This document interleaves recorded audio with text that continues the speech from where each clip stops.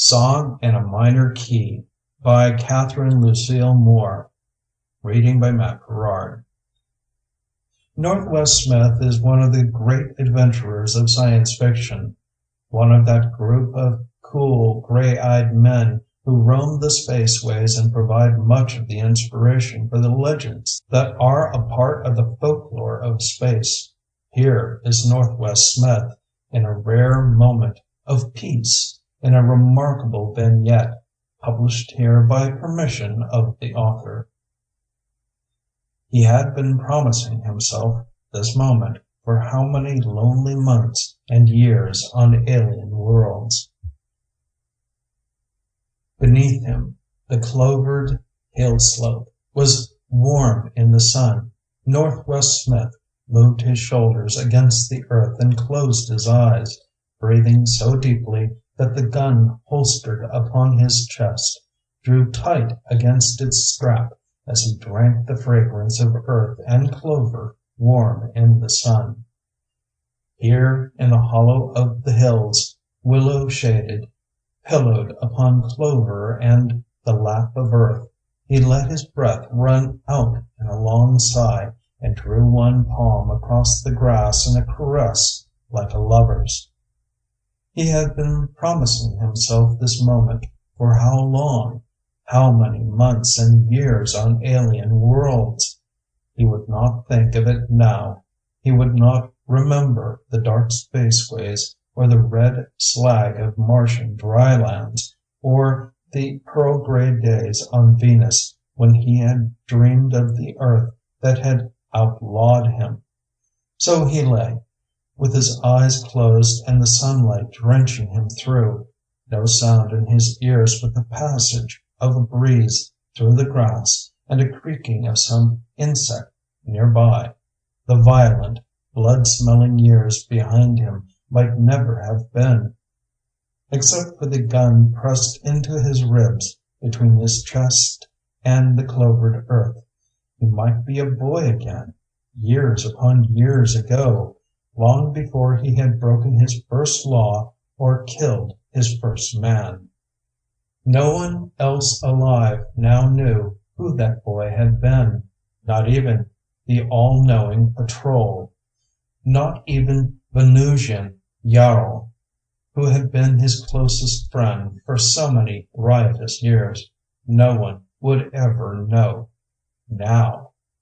Not his name, which had not always been Smith, or his native land, or the home that had bred him, or the first violent deed that had sent him down the devious paths which led here, to the clover hollow in the hills of an earth that had forbidden him ever to set foot again upon her soil. He unclasped the hands behind his head and rolled over to lay a scarred cheek on his arm, smiling to himself. Well, here was earth beneath him. No longer a green star high in alien skies, but warm soil, new clover so near his face he could see all the little stems and trefoil leaves. Moist earth, granular at the roots. An ant ran by with waving antennae close beside his cheek. He closed his eyes and drew another deep breath. Better not even look. Better to lie here like an animal, absorbing the sun and the feel of earth blindly, wordlessly. Now he was not Northwest Smith, scarred outlaw of the spaceways. Now he was a boy again with all his life before him. There would be a white-columned house just over the hill, with shaded porches and white curtains blowing in the breeze and the sound of sweet familiar voices indoors. There would be a girl with hair like poured honey, hesitating just inside the door, lifting her eyes to him. Tears in the eyes. He lay very still, remembering.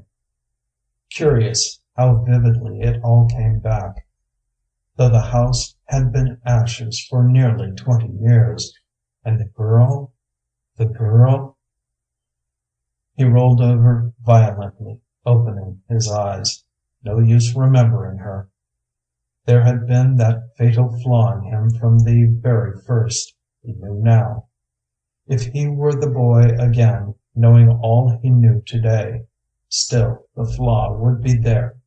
And sooner or later the same thing must have happened that had happened 20 years ago. He had been born for a wilder age, when men took what they wanted and held what they could without respect for law. Obedience was not in him, and so, as vividly as on that day it happened, he felt the same old surge of anger and despair, 20 years old now, felt the ray gun bucking hard against his unaccustomed fist, heard the hiss of its deadly charge ravening into a face he hated. He could not be sorry, even now, for that first man he had killed. But in the smoke of that killing had gone up the columned house and the future he might have had. The boy himself, lost as Atlantis now, and the girl with the honey-colored hair, and much, much else besides. It had to happen, he knew.